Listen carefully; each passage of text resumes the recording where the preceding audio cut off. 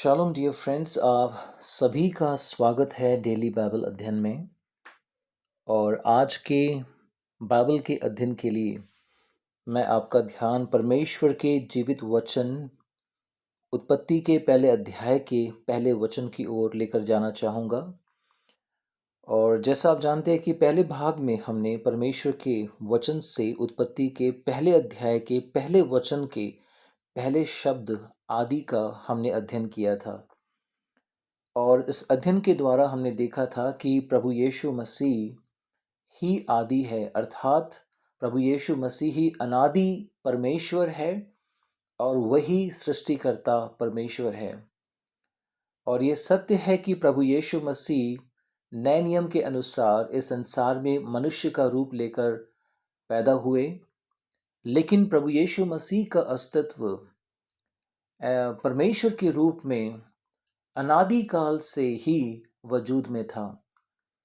सो आज हमारे जो बाइबल का अध्ययन है, इसी अध्याय के पहले वचन का दूसरा शब्द जो है परमेश्वर, जैसे कि आप अपने स्क्रीन में देख सकते हैं, उत्पत्ति पहला अध्याय और उसके पहले वचन का हम अध्ययन करेंगे आज, जिसमें जिस जिस शब्द को हम लेंगे वो शब्द है परमेश्वर। सो आप अपनी स्क्रीन में देख सकते हैं कि इसी शब्द को हम बाइबल के इब्रानी भाषा में देखेंगे, क्योंकि पुराने नियम की जो पुस्तक है, जो बाइबल है, वो इब्रानी भाषा में लिखी गई है। और इसलिए ये बहुत आवश्यक है कि जब जब कभी हम बाइबल का अध्ययन करें तो उसके जो ओरिजिनल लैंग्वेज है, जो उसकी मुख्य जो भाषा है, उसमें बाइबल का अध्ययन करना आवश्यक है, ताकि हम हर एक शब्दों के अर्थ को हम गहराई से हम जान सके और उसे समझ सके। तो जब हम इब्रानी भाषा में परमेश्वर शब्द को हम देखते हैं तो उसमें हम कुछ इस प्रकार से लिखा हुआ पाते हैं। आप अपने अध्ययन के लिए आप अपनी स्क्रीन पर देख सकते हैं, जैसा परमेश्वर का वचन कहता है कि आदि में परमेश्वर ने। और इब्रानी भाषा में जब परमेश्वर का इस्तेमाल किया गया जो शब्द है वो है एलोहिम।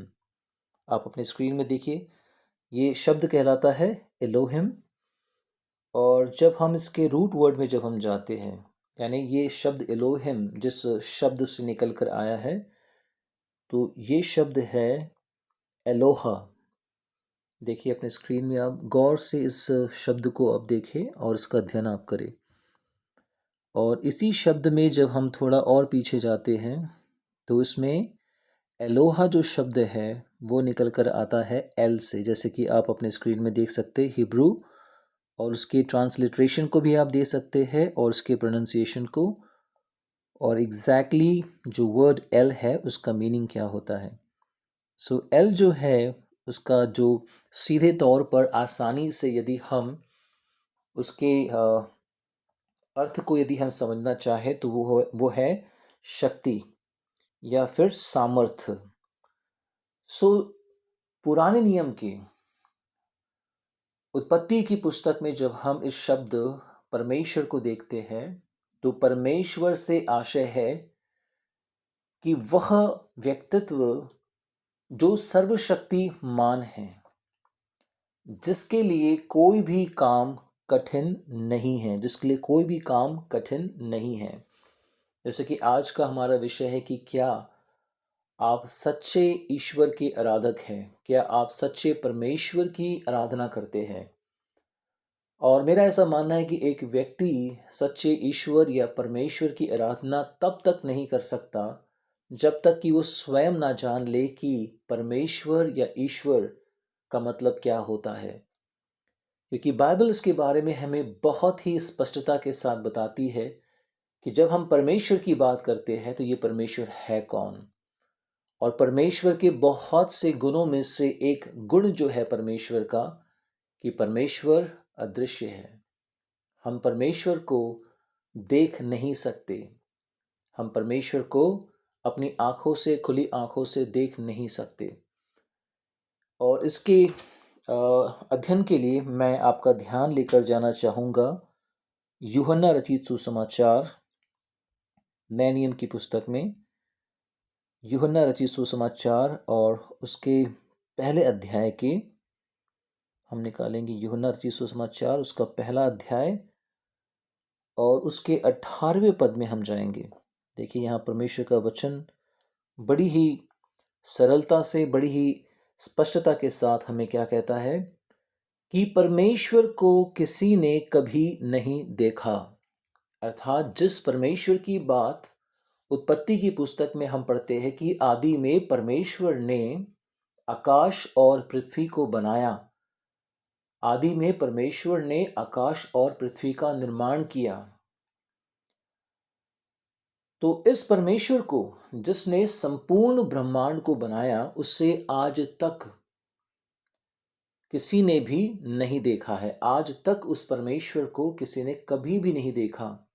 और आगे इसी वचन में लिखा है कि एक लौता पुत्र जो पिता की गोद में है, उसी ने उसे प्रकट किया है। देखिए, कई बार अनुवाद जब हम करते हैं उसकी मुख्य भाषा से अन्य भाषाओं में, तो कई बार अनुवाद का फर्क रह जाता है। तो यहाँ जो शब्द पिता की गोद में है, वास्तव में अगर इस शब्द को हम सही रीति से यदि हम अनुवाद करें तो उसका मतलब हमें यूहन्ना उसके पहले अध्याय के अनुसार हमें समझ में आता है। जैसा कि परमेश्वर का वचन कहता है यूहन्ना पहले अध्याय में कि आदि में वचन था, वचन परमेश्वर के साथ था, या वचन परमेश्वर में था और वचन ही परमेश्वर था। अर्थात इस वचन की जब हम बात कर रहे हैं, हमारे बाइबल अध्ययन के पहले भाग में हमने देखा था कि यही वचन प्रभु यीशु मसीह है और ये वचन परमेश्वर में से निकल कर आया। अर्थात उस वचन को कभी भी किसी ने नहीं देखा, या फिर वो वचन जिस परमेश्वर से निकल कर आया है, उस परमेश्वर को भी कभी किसी ने नहीं देखा है। उदाहरण के तौर पर जब मैं आपसे बातें कर रहा हूं और आप मेरी बातों को सुन रहे हैं, लेकिन मैं आपसे एक बहुत ही आसान सा सवाल पूछना चाहूँगा, क्या आप मेरे वचन को देख पा रहे हैं? ये सत्य है कि आप मेरे वचन को सुन रहे हैं, लेकिन आप मेरे वचन को देख नहीं पा रहे और ना ही आप मुझे देख पा रहे हैं। बिल्कुल वैसे ही जैसे कि आज आप मुझे सुन रहे हैं, लेकिन ना ही आप मेरे वचन को देख पा रहे हैं और ना मुझे। ठीक उसी प्रकार से वो परमेश्वर जो अनादि काल से ही अस्तित्व में है, जिसका ना कभी जन्म हुआ और ना जो कभी मरता है, उस परमेश्वर ने ब्रह्मांड की रचना के लिए अपने वचन को भेजा और वचन के माध्यम से ही संपूर्ण ब्रह्मांड का निर्माण हुआ। और इस तरह से वो परमेश्वर जिसने वचन को भेजा और वो वचन जो परमेश्वर से निकला, दोनों ही अदृश्य है। दोनों ही अदृश्य है जब तक वह वचन देहधारी ना हुआ। और जब वो वचन देहधारी हुआ तो उस वचन को हमने देखा प्रभु यीशु मसीह के रूप में। और इसलिए यूहन्ना 1:18 में लिखा है कि परमेश्वर को किसी ने कभी नहीं देखा, एक लौता पुत्र जो पिता की गोद में है, उसी ने उसे, अर्थात उस अदृश्य परमेश्वर को क्या किया है? प्रकट किया है। आपकी और भी बेहतर समझ के लिए मैं आपको लेकर जाना चाहूँगा कुलुस्सियों उसका पहला अध्याय और उसका 15 पद। देखिए इसमें क्या लिखा है। वह तो अर्थात वचन प्रभु यीशु मसीह तो अदृश्य परमेश्वर का प्रतिरूप और सारी सृष्टि में पहिलौठा है, क्योंकि उसी में सारी वस्तुओं की सृष्टि हुई, स्वर्ग की हो अथवा पृथ्वी की, देखी या अनदेखी, क्या सिंहासन, क्या प्रभुताएं, क्या प्रधानताएं, क्या अधिकार, सारी वस्तुएं उसी के द्वारा, वचन के द्वारा, प्रभु यीशु मसीह के द्वारा और उसी के लिए सृजी गई है। और वही प्रभु यीशु मसीह अर्थात वचन सब वस्तुओं में प्रथम है और सब वस्तुएं उसी में स्थिर रहती हैं। और वही देह अर्थात कलीसिया का सिर है, वही आदि है और मरे हुओं में से जी उठने वालों में पहिलौठा, कि सब बातों में वही प्रधान ठहरे। देखिए आपकी बेहतर अंडरस्टैंडिंग के लिए कि जब हम कहते हैं कि परमेश्वर को कोई देख नहीं पाता, परमेश्वर अदृश्य है, तो इससे क्या तात्पर्य है। इस बात को समझने के लिए मैं आपके ध्यान को लेकर जाना चाहूँगा यूहन्ना रचित सुसमाचार और उसके चौथे अध्याय के 24वें पद में। देखिए इसमें क्या लिखा है। परमेश्वर आत्मा है और अवश्य है कि उसके भजन करने वाले आत्मा और सच्चाई से भजन करें। परमेश्वर आत्मा है। इसी परमेश्वर को हमने उत्पत्ति के पहले अध्याय में देखा, जब हमने वहां पढ़ा कि आदि में परमेश्वर ने आकाश और पृथ्वी की सृष्टि की, अर्थात जिस सृष्टिकर्ता परमेश्वर की हम बात कर रहे हैं वो परमेश्वर अदृश्य है, वो परमेश्वर दिखाई नहीं देता। और उस परमेश्वर के दिखाई ना देने का एक कारण है, और वो कारण यह है, जैसा अभी हमने पढ़ा यूहन्ना 4:24 में, कि वह आत्मा है। परमेश्वर कौन है? आत्मा है। अगर इसी वचन को अगर मैं आपको इब्रानी में, अगर नए नियम में मैं आपके लेकर जाना चाहूँगा। नया नियम जो है वो आपको यूनानी भाषा में लिखा मिलेगा, और पुराना जो नियम है हम उसे पढ़ते हैं इब्रानी भाषा में। तो यूनानी में इसका जो शब्द है वो मैं आपके लिए आपको दिखाना चाहूँगा नए नियम में, कि यूहन्ना 4:24 में, यूहन्ना 4:24 में जो शब्द आत्मा है उसके लिए यूनानी भाषा में हमें कौन सा शब्द मिलता है। सो आप अपने स्क्रीन में बड़े ध्यान से देखिए, ताकि इस वचन को आप बहुत ही सिधाई से और सच्चाई से आप समझ सकें। तो जैसे कि आप देख सकते हैं इसमें लिखा है गॉड इज अ स्पिरिट। सो अभी मैं आपको इसका मतलब उसकी यूनानी भाषा में दिखा रहा हूँ, जिसमें लिखा है न्यूमा। सो आत्मा के लिए जिस शब्द का इस्तेमाल यूनानी भाषा में किया गया है वो है न्यूमा। और न्यूमा का मतलब होता है हवा, हवा का झोंका, या फिर श्वास, या फिर हवा। जैसे कि हम श्वास छोड़ते हैं, श्वास हम लेते हैं, या हवा को हम महसूस कर सकते हैं। हवा के कामों को हम देख सकते हैं। जब हवा चलती है तो हम पेड़ों को, उसके टहनियों को, पत्तों को हम हिलता हुआ हम देखते हैं। ठीक है। और जब हवा हमारी चारों ओर चलती है तो उस हवा को हम अपने शरीर में महसूस कर सकते हैं। बिल्कुल परमेश्वर वैसा ही है। हम परमेश्वर को उसके कामों के द्वारा हम देखते हैं। जैसा जब एक हवा चलती है, तो जब पत्ते हिलते हैं, जब पेड़ पौधे हिलते हैं, तो हमें वो हवा जो उस काम को कर रहा है, जो उस क्रिया को कर रहा है, जिसके द्वारा कि पेड़ पौधे पत्ते और उसके टहनियाँ जो हिल रहे हैं, हम उन तत्वों को हिलता हुआ देख सकते हैं। लेकिन उनको हिलाने वाली जो सामर्थ्य जो है, जो शक्ति जो काम कर रही है, वो हमें दिखाई नहीं देती। ठीक इसी प्रकार से परमेश्वर आत्मा है। और आत्मा जो नए नियम के अनुसार यूनानी भाषा में आत्मा का अर्थ होता है न्यूमा, जिसका मतलब होता है श्वास या हवा का झोंका।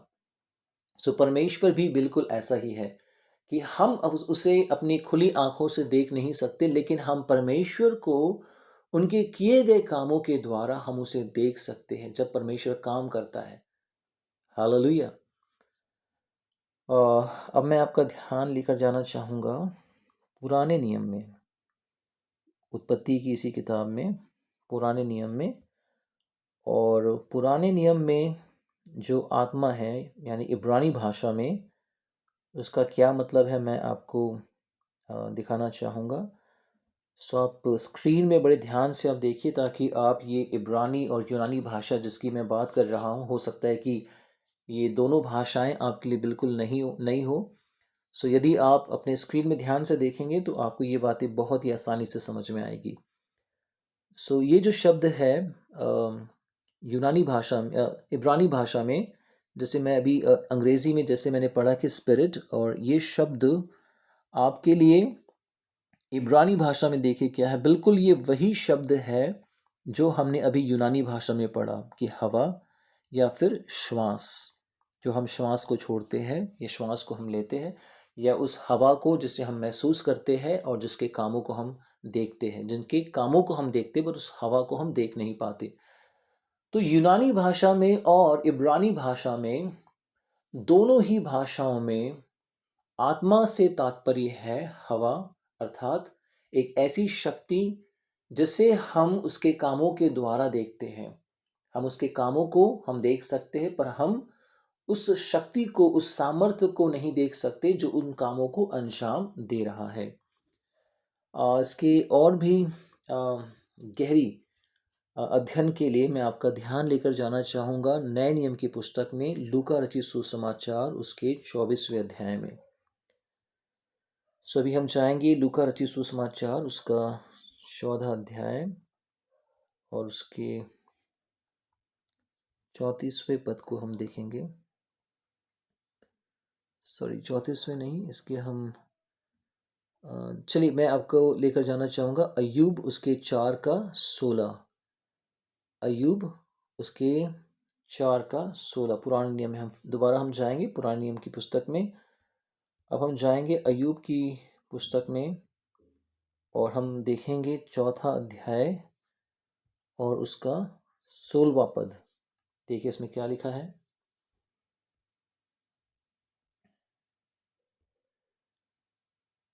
चलिए मैं आपके लिए इस वचन को 13 पद से मैं पढ़ना चाहूँगा आपके बेहतर समझ के लिए। जैसे कि आप अपनी स्क्रीन में देख सकते हैं, इसमें लिखा है, रात के स्वप्नों की चिंताओं के बीच जब मनुष्य गहरी निद्रा में रहते हैं, मुझे ऐसी थरथराहट और कंपकपी लगी कि मेरी सब हड्डियां तक हिल उठी। तब एक आत्मा मेरे सामने से होकर चली और मेरी देह के रोएं खड़े हो गए। वह चुपचाप ठहर गई और मैं उसकी आकृति को पहचान न सका, परंतु मेरी आंखों के सामने कोई रूप था। पहले सन्नाटा छाया रहा, फिर मुझे एक शब्द सुन पड़ा। उसके 17वें पद में लिखा है, क्या नाशमान मनुष्य ईश्वर से अधिक न्यायी होगा? क्या मनुष्य अपने सृजनहार से अधिक पवित्र हो सकता है? देख, वह अपने सेवकों पर भरोसा नहीं रखता और अपने स्वरदूतों को मूर्ख ठहराता है। हमारा जो वचन जिस पर हमें गौर करना है वो है 16वां पद। जैसे कि इसमें हम देख सकते हैं, इसमें लिखा है कि वह चुपचाप ठहर गई और मैं उसकी आकृति को पहचान न सका, परंतु मेरी आंखों के सामने कोई रूप था। पहले सन्नाटा छाया रहा, फिर मुझे एक शब्द सुन पड़ा। जो आत्मा है उसकी आकृति को, किस प्रकार की उसकी आकृति है, आत्मा का क्या रंग है, क्या रूप है, क्या वो गोरा है या काला, ये देख पाना बहुत ही मुश्किल है, क्योंकि आत्मा को हम अपनी खुली आंखों से देख नहीं सकते, क्योंकि आत्मा जो है बिल्कुल एक हवा के समान है। अब मैं आपके ध्यान को लेकर जाना चाहूँगा यूहन्ना रचित सुसमाचार उसके 3रे अध्याय। यूहन्ना रचित सुसमाचार और उसके 3रे अध्याय में हम जाएंगे और उसके 8वें पद को हम ध्यान से पढ़ेंगे कि आत्मा का मतलब क्या है। चलिए मैं आपके लिए चाहूँगा कि मैं चलिए पहले ही पद से हम इस वचन को ध्यान से हम देखेंगे। जैसे कि यूहन्ना रचित सुसमाचार 3रा अध्याय उसके पहले पद से, जैसे कि आप अपनी स्क्रीन पर देख सकते हैं, इसमें लिखा है, फरीसियों में से निकोदेमुस नामक एक मनुष्य था जो यहूदियों का सरदार था। उसने रात को यीशु के पास आकर उससे कहा, हे रब्बी, हम जानते हैं कि तू परमेश्वर की ओर से गुरु होकर आया है, क्योंकि कोई इन चिन्हों को जो तू दिखाता है, यदि परमेश्वर उसके साथ ना हो तो नहीं दिखा सकता। यीशु ने उसको उत्तर दिया कि मैं तुझसे सच सच कहता हूं, यदि कोई नए सिरे से ना जन्मे तो परमेश्वर का राज्य देख नहीं सकता। इस पर निकोदेमुस ने कहा, मनुष्य जब बूढ़ा हो गया तो क्यों कर जन्म ले सकता है? यीशु ने उत्तर दिया कि मैं तुझसे सच सच कहता हूं, जब तक कोई मनुष्य जल और आत्मा से ना जन्मे तो वह परमेश्वर के राज्य में प्रवेश नहीं कर सकता। क्योंकि जो शरीर से जन्मा है वह शरीर है और जो आत्मा से जन्मा है वह आत्मा है। अचंबा ना कर कि मैंने तुझसे कहा कि तुम्हें नए सिरे से जन्म लेना अवश्य है। अब इस वचन पर अब गौर करें, देखिए क्या लिखा है। हवा जिधर चाहती है उधर चलती है और तू उसका शब्द सुनता है, देखा आपने क्या हमने क्या पढ़ा परमेश्वर के वचन में कि जब हवा चलती है तो हमें उसका शब्द सुनाई देता है। हवा को आप उसके शब्द को यानी उसकी आवाज़ को, उसके चलने की, उसकी चाल को आप सुन सकते हैं जब हवा चलती है, उसकी आवाज़ को। और मेरा विश्वास है कि कई बार जब आंधी तूफान चलती है तो आपने हवा के शब्द को सुना होगा और उस हवा की झोंकों को अपने शरीर में आपने महसूस भी किया है। बाइबल यही कहती है कि हवा जिधर चाहती है उधर चलती है और तू उसका शब्द सुनता है, परंतु नहीं जानता कि वह कहाँ से आती और किधर को जाती है। जो कोई आत्मा से जन्मा है वह ऐसा ही है। सो मेरे प्रियो, आपने देखा कि प्रभु यीशु मसीह जब यहाँ इस जगह पर निकुदेमुस से बातें कर रहा था, सो प्रभु यीशु मसीह ने निकुदेमुस को ये बात समझाना चाहा कि एक व्यक्ति का जब जीवन बदलता है तो वो उसमें संपूर्ण रीति से परमेश्वर की पवित्र आत्मा का उसमें सामर्थ्य काम करता है। और इस जगह पर भी हम इसी बात को पाते हैं कि आत्मा को हम उसके कामों से देख सकते हैं। जब आत्मा यानी हवा जब चलती है तो उसका शब्द सुनाई देता है। और इसीलिए पुराने नियम की पुस्तक में जब हम पढ़ते हैं कि परमेश्वर जो है पुराने नियम में अपने लोगों से जब बातें करता था, नबियों से जब बातें होती थी, तो वचन के द्वारा परमेश्वर उनसे बातें करते थे और वचन, परमेश्वर का वचन उन तक पहुंचता था। लेकिन उनमें से किसी ने भी, यहां तक कि जब मूसा ने भी जब परमेश्वर का स्वरूप देखना चाहा तो वो परमेश्वर के स्वरूप को नहीं देख पाया। सिर्फ परमेश्वर का जो पीठ है उस भाग को ही वो देख पाया। अर्थात परमेश्वर ने उस जगह पर एक अपने एक रूप को हम कह सकते हैं कि उसने प्रकट किया। लेकिन वह प्रकट किया गया रूप जो था वो रूप भी प्रभु यीशु मसीह ही है। याद रखें कि जहां पर भी परमेश्वर का एक रूप प्रकट हुआ है वह रूप कोई और नहीं, प्रभु यीशु मसीह है, क्योंकि एक लौता पुत्र ही है जिसने पिता को क्या किया है, प्रकट किया है। हालेलुया। अब देखिए जो आज का जो हमारा विषय, जिस प्रकार से हमारा चर्चा का विषय है कि क्या आप सच्चे ईश्वर के आराधक हैं, क्या आप सच्चे परमेश्वर की प्रार्थना करते हैं। क्योंकि मेरे प्रियो, यदि आप सृष्टि या सृष्टि के किसी भी रूप में, चाहे वो सूर्य है, चांद है, सितारे है या किसी और सृष्टि की यदि आप आराधना ये सोच कर रहे हैं कि यही सृष्टि करता है, तो ये आपकी जिंदगी की सबसे बड़ी एक भूल होगी। क्योंकि सृष्टि कभी सृष्टिकर्ता नहीं हो सकता। क्योंकि हम जब ऊंचे आसमान में जो असंख्य तारों को हम देखते हैं, सूर्य को हम देखते हैं, उसके प्रताप को हम देखते हैं, चांद को हम देखते हैं और किस प्रकार से अपने सौर मंडल में और अपने दिए गए उस स्थान पर किस प्रकार से ये परिक्रमा करते हैं और कैसे एक सिद्धता के साथ वो लगातार उस घेरे में वो चल रहे हैं। ये सारी बातों को करने वाला वो अदृश्य परमेश्वर है जो अपने सामर्थ्य से संपूर्ण ब्रह्मांड को अस्तित्व में लेकर आया, संपूर्ण ब्रह्मांड को संभालते हैं, संपूर्ण ब्रह्मांड को चलाते हैं और संपूर्ण ब्रह्मांड को पोषित करते हैं। आपकी बेहतर समझ के लिए मैं आपको लेकर जाना चाहूँगा इब्रानी और उसके पहले अध्याय के पहले वचन में हम जाएंगे। देखिए इसमें क्या लिखा है। मैं आशा करता हूँ कि आप अपनी स्क्रीन पर हर एक वचन को ध्यान से आप देख रहे हैं। देखिए इसमें लिखा है कि पूर्व युग में परमेश्वर ने बाप दादों से थोड़ा थोड़ा करके और भांति भांति से भविष्य वक्ताओं के द्वारा बातें करके इन दिनों के अंत में हमसे पुत्र के द्वारा क्या की, बातें की, जिसे उसने सारी वस्तुओं का वारिस ठहराया और उसी के द्वारा, वचन के द्वारा, पुत्र के द्वारा, प्रभु यीशु मसीह के द्वारा उसने सारी सृष्टि रची है। सारी सृष्टि की रचना वचन के द्वारा हुई है। सारी सृष्टि की रचना प्रभु यीशु मसीह के द्वारा हुई है, क्योंकि एक लौता पुत्र ही है जिसने उस अदृश्य परमेश्वर को क्या किया, प्रकट किया है। क्योंकि अदृश्य परमेश्वर को किसी ने भी नहीं देखा, क्योंकि वो अदृश्य परमेश्वर जिसकी हम बात कर रहे हैं और जिसकी जिसका अध्ययन हमने उत्पत्ति के पहले अध्याय के पहले वचन में किया है। परमेश्वर, वो परमेश्वर एलोहिम है, वो परमेश्वर एल है, वो परमेश्वर सर्वशक्तिमान है, अर्थात वो एक शक्ति के समान है।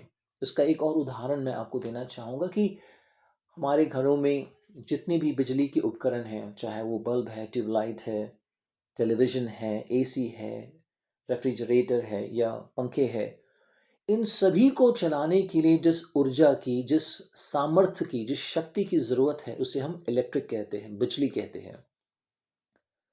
सो मेरे प्रियो, आपने देखा होगा कि बिजली के तारों को भी यदि आप छिलकर अगर आप देखेंगे तो आपको सिर्फ वहाँ पर बिजली की तार ही नज़र आएगी। लेकिन बिजली की तार में दौड़ रहे उस बिजली को, उस इलेक्ट्रिक को आप देख नहीं सकते। लेकिन इसी इलेक्ट्रिक के द्वारा, इसलिए बिजली के द्वारा, इसी ऊर्जा के द्वारा जो है ये सारे उपकरणों को चलाया जाता है। जब आप पंखे को घूमता हुआ देखते हैं, जब आप टेलीविज़न को चलता हुआ देखते हैं, जब एसी चलती है, उसे चलाने के लिए, इन उपकरणों को चलाने के लिए एक ऊर्जा की ज़रूरत है, एक सामर्थ्य की ज़रूरत है। लेकिन आप फ़ैन को चलता हुआ देख सकते हैं, आप टीवी को चलता हुआ देख सकते हैं, आप रेफ्रिजरेटर या आप एसी को चलता हुआ देख सकते हैं, लेकिन वो सामर्थ्य जो इन सभी उपकरणों को चला रही है, वो हमें दिखाई नहीं देती। लेकिन हम जानते हैं कि ये उपकरण अपने आप से चल नहीं सकते। इनको चलाने के लिए शक्ति की ज़रूरत है। इन्हें चलाने के लिए एक ऊर्जा की ज़रूरत है। लेकिन वो ऊर्जा जो इन उपकरणों को चलाती है, वो हमें दिखाई नहीं देती। सो परमेश्वर भी बिल्कुल ऐसा ही है। वो परमेश्वर जिसने इस महान सृष्टि की रचना की, हम उस महान परमेश्वर को देख नहीं सकते, क्योंकि वो परमेश्वर आत्मा है, वो परमेश्वर हवा के समान है, वो परमेश्वर रूह है, वो परमेश्वर न्यूमा है। और इसलिए उस परमेश्वर को हम महसूस करते हैं। हम उसे देख नहीं पाते, पर हम उसे क्या करते हैं? महसूस करते हैं। देखिए, यही इस वचन में लिखा है कि तीसरे पद में देखिए क्या लिखा है, वह उसकी महिमा का प्रकाश, प्रभु यीशु मसीह वचन उस अदृश्य परमेश्वर की महिमा का प्रकाश और उसके तत्व की छाप है, और सब वस्तुओं को अपनी सामर्थ्य के वचन से संभालता है। वह पापों को धोकर ऊंचे स्थानों पर महामहिम के दाहिने जा बैठा। आपने देखा कि वह परमेश्वर सारी सृष्टि को अपने शब्द के सामर्थ्य से संभालता है। जैसे कि हमारे बाइबल अध्ययन के पहले भाग में आपने देखा था कि किस प्रकार से परमेश्वर ने जब ब्रह्मांड की रचना की, तो पूरे ब्रह्मांड में हम देखते असंख्य तारागण हैं, असंख्य ग्रह है, असंख्य उपग्रह है, और ये सभी जो है अपनी जो आसमान में हम देखते हैं कि ये लटके हुए हैं। इनके नीचे कोई भी फाउंडेशन नहीं है, कोई सपोर्ट नहीं है। अर्थात इन सभी ग्रहों को, नक्षत्रों को जिसने संभाला हुआ है, जो इन्हें चला रहा है, इन्हें चलाने वाली शक्ति कौन है, इन्हें संभालने वाली शक्ति कौन है, इनको पैदा करने वाली शक्ति कौन है? वो परमेश्वर है। अर्थात जब हम परमेश्वर कहते हैं तो वो सृष्टिकर्ता परमेश्वर है। और मैं ऐसा मानता हूं कि यदि कोई व्यक्ति सृष्टि की उपासना अगर सृष्टिकर्ता के रूप में कर रहा है, तो वो बिल्कुल सही नहीं है, क्योंकि सृष्टिकर्ता ही आराधना के योग्य है, सृष्टिकर्ता ही उपासना के योग्य है। और यदि हम उस सृष्टिकर्ता की महिमा को, यदि हम किसी सृष्टि के साथ बांट रहे हैं, तो शायद वो ठीक नहीं होगा। क्योंकि सिर्फ और सिर्फ सृष्टिकर्ता परमेश्वर ही, जिसे हम कभी अपनी आंखों से देख नहीं सकते, हम उसे महसूस कर सकते हैं, उसके कामों को हम देख सकते हैं, केवल वो ही आदर के योग्य है। सिर्फ वही परमेश्वर है जो आराधना के योग्य है, जो महिमा के योग्य है, जिसकी हम उपासना कर सकते हैं, जिसकी हम महिमा कर सकते हैं। लेकिन कोई भी सृष्टि या रचना को हम ईश्वर या परमेश्वर करके वो महिमा, वो आदर और सम्मान नहीं दे सकते। आपके और भी बेहतर अध्ययन के लिए और समझ के लिए मैं आपके ध्यान को लेकर जाना चाहूँगा प्रेरित पौलुस की रोम के विश्वासियों के नाम, जो पत्री है उसके पहले अध्याय के 18 पद से मैं आपके लिए पढ़ना चाहूंगा। देखिए इसमें क्या लिखा है। परमेश्वर का क्रोध तो उन लोगों की सब अभक्ति और अधर्म पर स्वर्ग से प्रकट होता है जो सत्य को अधर्म से दबाए रखते हैं। देखिए परमेश्वर का वचन क्या कहता है कि वो लोग जो सत्य को जानना नहीं चाहते, या वो लोग जो सत्य को जानते हैं लेकिन जानबूझकर वो सत्य से अनजान है। क्या हमें नहीं पता? क्या हमें नहीं मालूम? यदि हम अपने विवेक में अगर हम झांक कर देखें तो हमारा विवेक हमें इस बात की गवाही देता है कि जिन चीज़ों की हम ईश्वर या परमेश्वर या गॉड के नाम से यदि हम जिनकी उपासना करते हैं वो ईश्वर नहीं हो सकते। क्या हमें नहीं पता कि कोई जीव जंतु, क्या हमें नहीं पता कि कोई पशु, क्या हमें नहीं मालूम कि जो सृष्टि की हम बात करते, चाहे वो सूरज हो, चांद हो, सितारे हो, ये ईश्वर नहीं हो सकते। क्यों? क्योंकि स्वयं इनकी रचना की गई है। और यदि किसी की रचना हुई है तो वो ईश्वर नहीं हो सकता, क्योंकि जिसकी रचना हुई है वो अविनाशी नहीं है। क्योंकि जिसकी सृष्टि हुई है वो एक दिन नाश हो जाएगा। सो यदि हम किसी ऐसे वस्तु की या ऐसे किसी चीज की हम आराधना कर रहे हैं परमेश्वर के नाम से, ईश्वर के नाम से, तो हमारी आराधना झूठी है, हमारी आराधना गलत है। क्योंकि जब हम परमेश्वर कहते हैं तो वो परमेश्वर अनंत है, वो परमेश्वर अविनाशी है। हर एक वस्तु जो सृष्टि में रची गई है वो सब नाशवान है। अर्थात नाशवान वस्तुओं की हम उपासना या आराधना या महिमा परमेश्वर के नाम से नहीं कर सकते, क्योंकि ये परमेश्वर की दृष्टि में ये पाप होगा, ये परमेश्वर की दृष्टि में गलत होगा कि उस जीवित परमेश्वर की महिमा को यदि हम किसी और के साथ बांटते हैं तो परमेश्वर की नजरों में ये एक महापाप का कारण बन सकता है। कि देखिए बाइबल स्पष्ट रूप से कहती है कि इसलिए कि परमेश्वर के विषय में ज्ञान उनके मनों में प्रकट है क्योंकि परमेश्वर ने उन पर प्रकट किया है। इसके पहले पद में लिखा है परमेश्वर का क्रोध तो उन लोगों की सब अभक्ति और अधर्म पर स्वर्ग से प्रकट होता है जो सत्य को अधर्म से दबाए रखते हैं। इसलिए कि परमेश्वर के विषय में ज्ञान उनके मनों में प्रकट है, वो जानते हैं क्योंकि परमेश्वर ने उन पर प्रकट किया है। क्योंकि उसके अनदेखे गुण, उस परमेश्वर के गुणों को हम देख नहीं सकते हैं, उनके गुण अनदेखे हैं।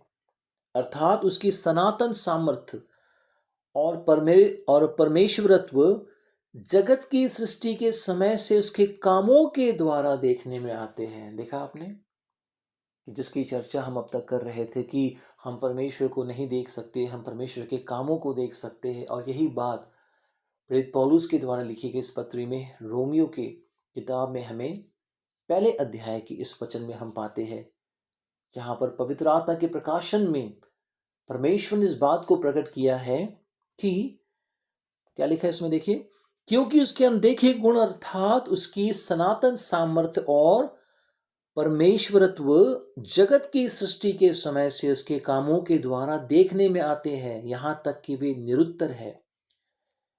इस कारण कि परमेश्वर को जानने पर भी उन्होंने परमेश्वर के योग्य बढ़ाई और धन्यवाद ना दिया, परंतु व्यर्थ विचार करने लगे, यहां तक कि उनका निर्बुद्धि मन अंधेरा हो गया। वे अपने आप को बुद्धिमान जताकर मूर्ख बन गए और अविनाशी परमेश्वर की महिमा को नाशमान मनुष्य और पंछियों और चौपायों और रेंगने वाले जंतुओं की मूरत की समानता में बदल डाला। इस कारण परमेश्वर ने उन्हें उनके मन के अभिलाषाओं के अनुसार अशुद्धता के लिए छोड़ दिया कि वे आपस में अपने शरीरों का अनादर करें। तो प्रिय आपने देखा इसमें क्या लिखा है। परमेश्वर का वचन स्पष्ट तौर से कहता है कि उन लोगों ने क्या किया, हम लोगों ने क्या किया, मनुष्य ने क्या किया कि बुद्धिमान, अपनी नजरों में बुद्धिमान बनकर उन्होंने परमेश्वर के ज्ञान को तुच्छ जाना, उन्होंने परमेश्वर के प्रकाशन को तुच्छ जाना और परमेश्वर की महिमा को वो किसे देने लगे। देखिए लिखा है और अविनाशी परमेश्वर की महिमा को नाशमान मनुष्य, मनुष्य के रूप में अगर आप किसी की आराधना कर रहे हैं, यदि आप किसी की उपासना कर रहे हैं, तो आपकी आराधना और आपकी उपासना से परमेश्वर क्रोधित है, क्योंकि आप उसकी महिमा को नाशवान मनुष्य के साथ बांट रहे हैं। क्योंकि एक नाशवान मनुष्य कभी भी ईश्वर या परमेश्वर नहीं हो सकता, क्योंकि मनुष्य की भी सृष्टि की गई है, मनुष्य का भी जन्म होता है और मनुष्य अंत में समाप्त हो जाता है, उसकी मृत्यु हो जाती है। और जब हम परमेश्वर की बात करते तो परमेश्वर अविनाशी है, ना ही उसका जन्म है ना ही उसकी मृत्यु है। और आगे लिखा है, और पंछियों और चौपायों और रेंगने वाले जंतुओं की मूरत की समानता में बदल डाला। तो मेरे प्रियो, अंत में समाप्त करने से पहले मैं आपसे यही आप पूछना चाहूंगा, एक सवाल, बहुत ही आसान सा सवाल। क्या आप जिस किसी की भी आप आराधना करते हैं, चाहे किसी नाम में, किसी रंग में, किसी रूप में, क्या आप एक सच्चे जीवते परमेश्वर के आराधक हैं? क्या आप एक सच्चे ईश्वर की उपासना करते हैं? क्या आप एक सच्चे और जीवित परमेश्वर की महिमा करते हैं? क्योंकि आप यदि किसी भी मनुष्य के रूप में, पंछियों के रूप में, चौपायों के रूप में, रेंगने वाले जंतुओं के रूप में, यदि किसी भी सृष्टि के रूप में यदि आप सृष्टिकर्ता की उपासना कर रहे हैं, तो परमेश्वर का वचन साफ तौर से कहता है कि परमेश्वर का क्रोध ऐसे लोगों पर बना हुआ है। क्योंकि आप यदि अपने मन से ये सवाल पूछे, क्या आपको ये बात नहीं पता? आपको ये बात ज़रूर पता है कि जिसकी आराधना, जिसकी उपासना या महिमा आप कर रहे हैं, वो ईश्वर नहीं है। और यदि आज तक अज्ञानता में होकर या किसी प्रकार से सच्चे ज्ञान का ना होने के कारण यदि आप इन कामों को करते आ रहे हैं, तो मैं आपको एक सवाल के साथ छोड़ना चाहूँगा कि आज जब आप इस संदेश को सुन रहे हैं, तो अपने मन से एक सवाल पूछिए, क्या मैं सच्चे जीवते ईश्वर का आराधक या उपासक हूँ? तो मेरे प्रियो, मैं विश्वास करता हूँ कि आज का अध्ययन आप सभी के लिए बड़े आशीष का कारण होगा। और धन्यवाद हो परमेश्वर का कि हम एक जीवते और सच्चे परमेश्वर के आराधक हैं। और परमेश्वर ने इस बात को बड़े ही स्पष्टता के साथ अपने वचन के द्वारा हमें प्रदान की है कि हम किसी भी रूप में, किसी भी आकार में, किसी भी सूरत में या मूरत में हम उसकी आराधना ना करें, क्योंकि परमेश्वर आत्मा है। और परमेश्वर की ये इच्छा है कि हर एक विश्वासी, हर एक उसके जो आराधक है या जो उसके उपासक है, वो आत्मा और सच्चाई से उसकी आराधना करे, उसकी स्तुति करे। मैं आपका बहुत बहुत आभारी हूँ आपकी धीरज के लिए कि आपने बड़ी धैर्य के साथ आज के वचन का आपने मेरे साथ मनन किया। और ये हमारे डेली बाइबल अध्ययन का ये दूसरा भाग है। और तीसरे भाग में हम इसी उत्पत्ति के पहले अध्याय के पहले वचन का जो हम अध्ययन करेंगे। और पहले अध्याय के पहले वचन में जिस शब्द का हम अध्ययन करेंगे वो शब्द होगा आकाश। तो इस प्रकार से ये बाइबल जो अध्ययन है एक लंबी सीरीज होने वाली है हर एक भाग में। ये आज हमारे अध्ययन का ये दूसरा भाग है। और दूसरे भाग में हमने पहले अध्याय के पहले वचन के दूसरे शब्द को देखा है। और आने वाले तीसरे भाग में हम इसके तीसरे शब्द आकाश का हम अध्ययन करेंगे। और मेरा विश्वास है कि आने वाले अध्ययन में भी आप मेरे साथ होंगे।